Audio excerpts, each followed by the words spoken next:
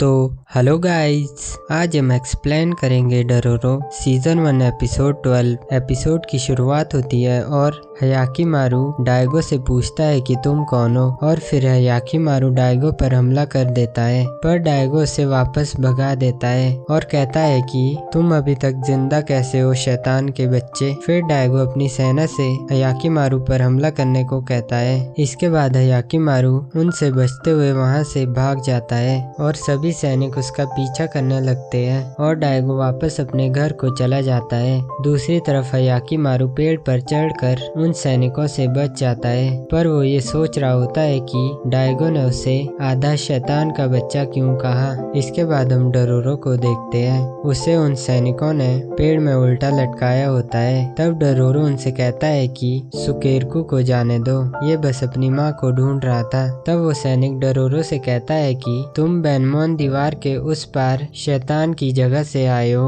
और वो डोरोरो को एक पंच मारकर घायल कर देता है। इसके बाद डोरोरो अपनी आंख जेल में खोलता है जहाँ पर सुकेरकू और कुछ और लोग होते हैं। तब डोरोरो सुकेरकू से पूछता है कि तुम फाइनली वापस पहुँच चुके हो। तब सुकेरकू रोते हुए कहता है कि यहाँ पर हमारा गाँव नहीं है, उन्होंने बताया कि उन सभी लोगों को मार दिया गया है जिसमें मेरी माँ भी मारी गई। ये सुनकर डोरोरो से कहता है कि तुम चिंता मत करो, मैं तुम्हारे साथ हूँ और हयाकीमारू हमें बचाने जरूर आएगा। पर फिर डोरोरो खुद उदास हो जाता है। इतने में एक आदमी पीछे से कहता है कि रोने की जरूरत नहीं है, डायगो की जगह को दया की देवी की कृपा है, तभी तो आसाकुरा के लोग बेनमोन की उस छोटी सी दीवार के आगे नहीं जा पाते हैं। इस पे डोरोरो कहता है कि उन सैनिकों ने तो कहा कि डायगो की जमीन दानवों की है। तब वो आदमी कहता है कि जो लोग डायगो पर हमला करते हैं वो असली दानव है। तब वो आदमी एक कपड़ा अपने सिर से उतारता है जिसमें एक निशान होता है। तो डोरोरो से पूछता है कि मैंने ये निशान कहीं पर देखा है। तब वो आदमी बताता है कि ये निशान डायगो के राज्यों का है। ये सुन के डोरोरो हैरान हो जाता है क्योंकि ये निशान हयाकीमारू के लॉकेट पर भी था।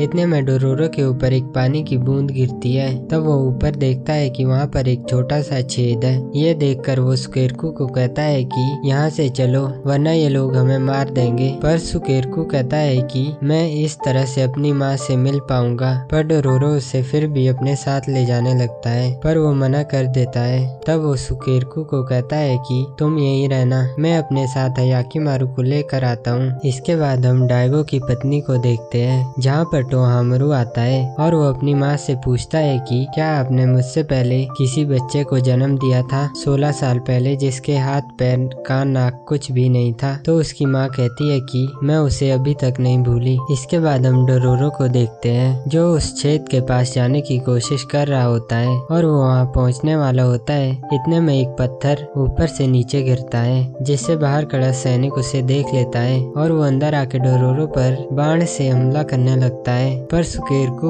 उस सैनिक को धक्का मारकर डोरोरो को बचा लेता है और डोरोरो से कहता है कि मैं तुम्हारा इंतजार करूंगा। इसके बाद डोरोरो बाहर जाकर नीचे नदी में गिर जाता है और दूसरी तरफ हम टोहामारू और उसकी माँ को देखते हैं। तब उसकी माँ टोहामारू को सारी बात बताने लगती है और आखिर में टोहामारू अपनी माँ को कहता है कि आप लोग फिर भी अपने आप को माता पिता कहते हो। इतने में वहाँ पर डायगो आ जाता है जो टोहामारू से कहता है कि हमने ये इसीलिए किया क्योंकि हमारा राज्य पूरी तरह से खत्म होने वाला था। यहाँ पर प्राकृतिक आपदाएं और दूसरे राज्यों पर हमला करते रहते थे जिससे हमारा पूरा राज्य खत्म होने वाला था। इसीलिए मैंने अपने बच्चे को शैतान को दिया और शैतान से एक सौदा किया कि वो हमारे राज्य को बचाएगा। इतने में बाहर से एक सैनिक चिल्लाता है कि यहाँ पर कोई आया है। तब वो तीनों बाहर चले जाते हैं और बाहर देखते हैं कि वहाँ पर हयाकीमारू आया होता है। तब टोहामारू के साथी सभी सैनिकों को उस पर हमला करने को कहते हैं और सैनिक उस पर हमला करने लगते हैं। इतने में टोहामारू की माँ उसे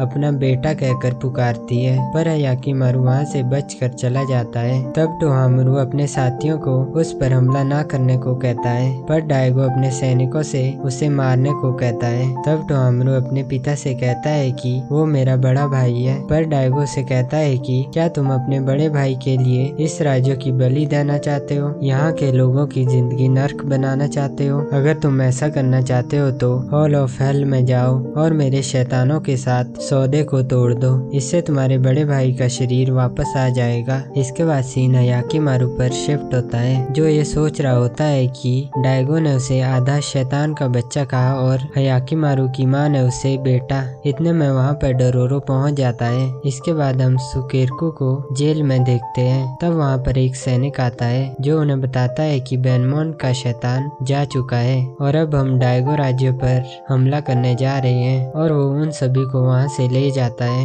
इसके बाद हम डायगो की सेना को एक जगह पर देखते हैं और फिर हमें वो बूढ़ा आदमी दिखाया जाता है जो उस मंदिर में होता है, जो डायगो पर गुस्सा करते हुए कहता है कि यहाँ पर डायगो ने शैतान से सौदा किया है, और सभी लोग मानते हैं कि उसने शैतान को मार दिया। फिर वो उस मंदिर से बाहर आ जाता है। इसके बाद हम टोहामारू को देखते हैं जो अपने साथियों से कहता है कि युद्ध नजदीक आने वाला है और अगर हमें उसे रोकना है तो मुझे अपने भाई को मारना होगा। क्या ये सही है? तब वो लड़की कहती है कि हम इसका उत्तर देने की हालत में नहीं है। इतने में उनके सामने वो बूढ़ा आदमी आता है। तब वो टोहामारू को देखकर हैरान हो जाता है। तब वो सोचने लगता है कि इसकी आत्मा हयाकीमारू की तरह दिख रही है। इसके बाद टोहामारू और उसके साथी उस मंदिर में चले जाते हैं और वहाँ पर देखते हैं कि कुछ मूर्तियाँ टूटी होती है, और वो लड़की टोहामारू से कहती है कि किसी ने शैतानों के साथ हुआ सौदे को तोड़ दिया है। तो टोहामारू कहता है कि वो शायद हयाकीमारू है। इतने में वहाँ पर जोर से हवा चलने लगती है। इसके बाद हम डोरोरो और हयाकीमारू को देखते हैं। तब डोरोरो उसे बताता है कि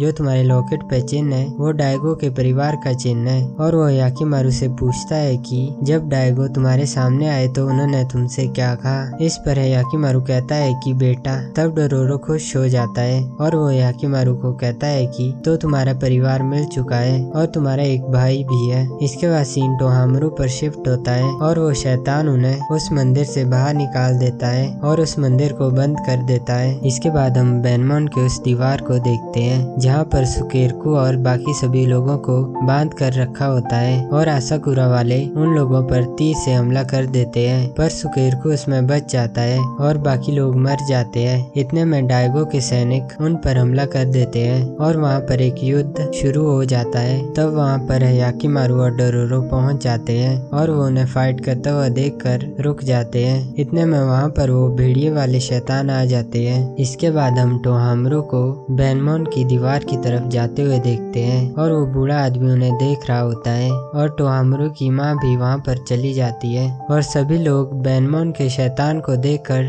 डर जाते हैं, पर हयाकीमारू उन्हें मारते हुए आगे बढ़ने लगता है। इतने में बेनमोन की दीवार के पास भी वो शैतान आ जाते हैं और वो उन सभी पर हमला कर देते हैं। इतने में हयाकीमारू और डोरोरो उस दीवार के पास पहुंच जाते हैं और शैतान अरासाका वालों को पीछे धकेल देते हैं, और डायगो और उसकी पूरी सेना भी वहां पर पहुंच जाती है। इतने में टोहामारू उसे भाई कहकर पुकारता है और कहता है कि मैं तुम्हारा छोटा भाई हूँ। तब टोहामारू उन्हें सब कुछ बताता है कि कैसे डायगो ने इस राज्य को बचाने के लिए हयाकीमारू को शैतानों को दिया था, और आखिर में वो कहता है कि अगर हमें इस राज्य को बचाना होगा तो हमें तुम्हें मारना होगा, और टोहामारू हयाकीमारू पर हमला कर देता है। तब डोरोरो को सुकेरकू की आवाज आती है। तब वो उसे बचाने के लिए उस दीवार के दूसरी तरफ चला जाता है। उसे रस्सी से बांधा होता है। तब वो उस रस्सी को खोलने लगता है, पर इतने में वो शैतान वापस आने लगता है, पर वो रस्सी उससे खुलती नहीं। तब वो हयाकीमारू को आवाज लगाता है।